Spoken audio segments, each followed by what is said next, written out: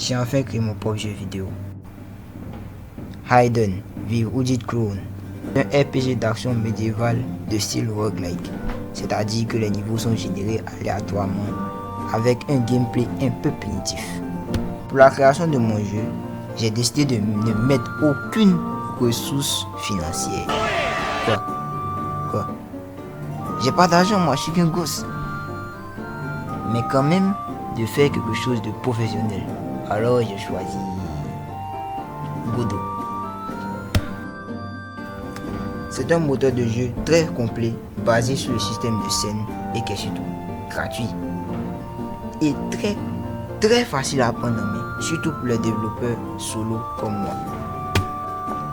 Parlons un peu plus de la conception de Hayden.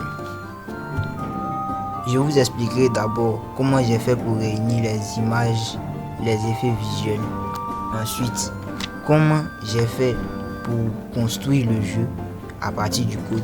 Et enfin, comment se passe un niveau de Hayden. Quoi? J'ai des notes pour ne pas oublier quelque chose. Ça te pose un problème? Tout bon jeu vidéo a besoin de bons visuels. Sinon, c'est direct à la poubelle. Pas facile, hein? J'ai donc passé une semaine à dessiner mes 5 personnages. Ils sont beaux, hein, mes personnages. Ils sont beaux.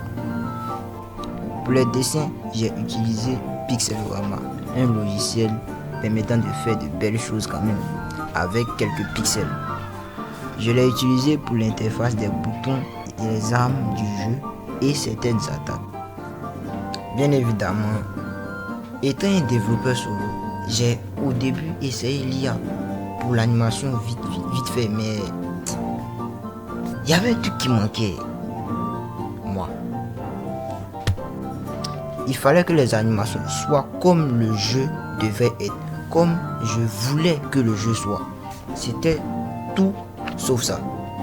J'ai donc pris certaines images sur le site de Itch.io, bien sûr des images légales, pour certaines gratuites, et ça faisait l'affaire. Deuxièmement, en ce qui concerne le code, la création du jeu, le jeu lui-même, il y a la partie visuelle. Et ça, c'est bien beau, mais en dessous, il faut le vrai jeu. C'est ça, les lignes de code. Il faut savoir structurer son jeu, surtout quand c'est un action RPG. Donc chaque objet, chaque entité, chaque arme, projectile avait sa classe attachée à un script. Comme en Python, il est possible de créer des classes qui sont des objets préfabriqués qui disposent de propriétés prédéfinies, qui sont refabricables et modélables à volonté. Par exemple, j'ai créé une classe pour le joueur, une classe pour l'ennemi, une classe pour le projectile, et ainsi de suite. Je pouvais créer des sous-classes pour donner des propriétés précises à certains projectiles, des propriétés précises à certains ennemis. Comme par exemple le spawn projectile qui fait apparaître un objet à l'écran lorsqu'il est explosé après avoir été lancé.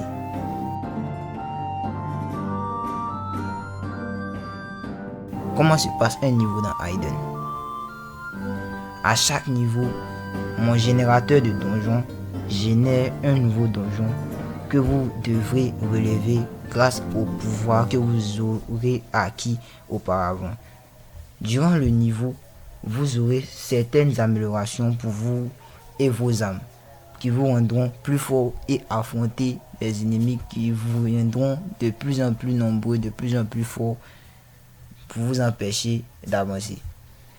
Vous pouvez obtenir de nouveaux effets sur votre arme, comme par exemple l'effet de brûlure qui brûle votre adversaire et lui inflige des dégâts durant le temps de brûlure.